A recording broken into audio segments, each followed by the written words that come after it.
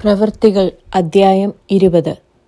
കലഹം ശമിച്ച ശേഷം പൗലോസ് ശിഷ്യന്മാരെ കൂട്ടി വരുത്തി പ്രബോധിപ്പിച്ചിട്ട് യാത്ര പറഞ്ഞ് മക്കെദോന്യയ്ക്ക് പുറപ്പെട്ടു പോയി. ആ പ്രദേശങ്ങളിൽ കൂടി സഞ്ചരിച്ച് അവരെ ഏറിയൊന്ന് ബോധിപ്പിച്ചിട്ട് യവനദേശത്ത് എത്തി. അവിടെ 3 മാസം കഴിച്ചിട്ട് സുറിയയ്ക്ക് കപ്പൽ കയറി പോകുവാൻ ഭാവിക്കുമ്പോൾ യഹൂദന്മാർ അവന്റെ നേരെ കൂട്ടുകെട്ട് ഉണ്ടാക്കുകയാൽ മക്കെദോന്യ വഴിയായി മടങ്ങിപ്പോകുവാൻ നിശ്ചയിച്ചു.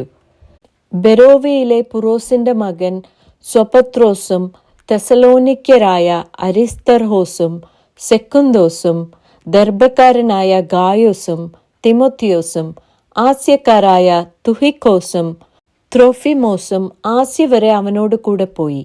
അവർ മുമ്പേ പോയി ത്രോവാസിൽ ഞങ്ങൾക്കായി കാത്തിരുന്നു. ഞങ്ങളോ പുളിപ്പില്ലാത്ത അപ്പത്തിന്റെ പെരുന്നാൾ കഴിഞ്ഞിട്ട് ഫിലിപ്പിയിൽ നിന്ന് കപ്പൽ കയറി 5 ദിവസം കൊണ്ട് ത്രോവാസിൽ അവരുടെ അടുക്കലെത്തി 7 ദിവസം അവിടെ പാർത്തു. ആഴ്ചവട്ടത്തിന്റെ 1-ാം ദിവസത്തിൽ ഞങ്ങൾ അപ്പം നുറുക്കുവാൻ കൂടി വന്നപ്പോൾ പൗലോസ് പിറ്റന്നാൾ പുറപ്പെടുവാൻ ഭാവിച്ചതുകൊണ്ട് അവരോട് സംഭാഷിച്ച് പാതിര വരെയും പ്രസംഗം നീട്ടി. ഞങ്ങൾ കൂടിയിരുന്ന മാളികയിൽ വളരെ വിളക്ക് ഉണ്ടായിരുന്നു. അവിടെ യൂത്തിക്കോസ് എന്ന യൗവനക്കാരൻ കിളിവാതിൽക്കൽ ഇരുന്ന് ഗാഢനിദ്ര പിടിച്ചു. പൗലോസ് വളരെ നേരം സംഭാഷിക്കയാൽ നിദ്രാവശനായി 3-ാം തട്ടിൽ നിന്ന് താഴെ വീണു. അവനെ മരിച്ചവനായി എടുത്തുകൊണ്ടുവന്നു. പൗലോസ് ഇറങ്ങിച്ചെന്ന് അവന്റെ മേൽ വീണ് തഴുകി, ഭ്രമിക്കേണ്ട, അവന്റെ പ്രാണൻ അവനിലുണ്ട് എന്ന് പറഞ്ഞു. പിന്നെ അവൻ കയറിച്ചെന്ന് അപ്പം നുറുക്കി തിന്ന് പുലരുവോളം സംഭാഷിച്ച് പുറപ്പെട്ടു പോയി. അവർ ആ ബാലനെ ജീവനുള്ളവനായി കൊണ്ടുവന്ന് അത്യന്തം ആശ്വസിച്ചു. ഞങ്ങൾ മുമ്പായി കപ്പൽ കയറി പൗലോസിനെ അസ്സോസിൽ വെച്ച് കയറ്റിക്കൊള്ളുവാൻ വിചാരിച്ച് അവിടേക്ക് ഓടി. അവൻ കാൽനടയായി വരുവാൻ വിചാരിച്ച് ഇങ്ങനെ ചട്ടം കെട്ടിയിരുന്നു.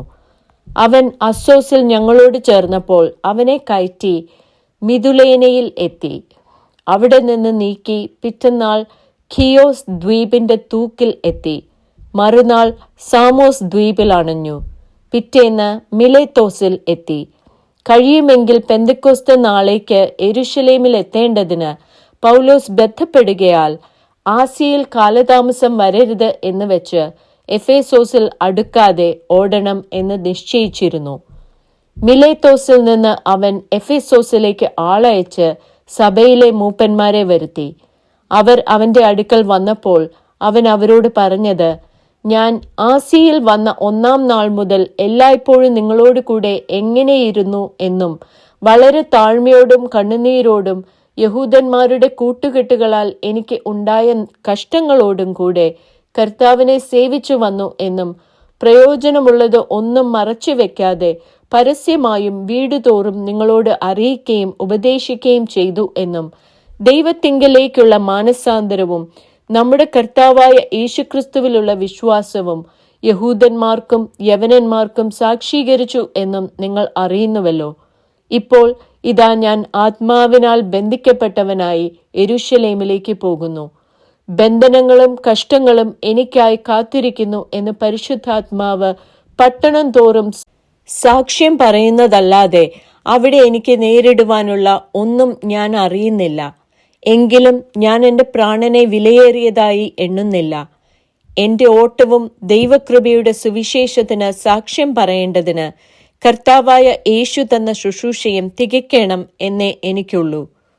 എന്നാൽ നിങ്ങളുടെ ഇടയിൽ ദൈവരാജ്യം പ്രസംഗിച്ചുകൊണ്ട് നടന്നവനായ എൻ്റെ മുഖം നിങ്ങൾ ആരും ഇനി കാണുകയില്ല എന്ന് ഞാൻ അറിയുന്നു.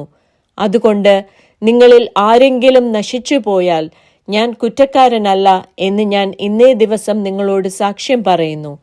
ദൈവത്തിന്റെ ആലോചന ഒട്ടും മറച്ചു വെക്കാതെ ഞാൻ മുഴുവനും അറിയിച്ചു തന്നിരിക്കുന്നുവല്ലോ. നിങ്ങളെ തന്നെയും താൻ സ്വന്തം രക്തത്താൽ സമ്പാദിച്ചിരിക്കുന്ന ദൈവത്തിന്റെ സഭയെ മേയ്പാൻ പരിശുദ്ധാത്മാവ് നിങ്ങളെ അധ്യക്ഷരാക്കി വെച്ച ആട്ടിൻകൂട്ടം മുഴുവനെയും സൂക്ഷിച്ചുകൊള്ളുവിൻ. ഞാൻ പോയ ശേഷം ആട്ടിൻകൂട്ടത്തെ ആദരിക്കാത്ത കൊടിയ ചെന്നായ്ക്കൾ നിങ്ങളുടെ ഇടയിൽ കടക്കും എന്ന് ഞാൻ അറിയുന്നു.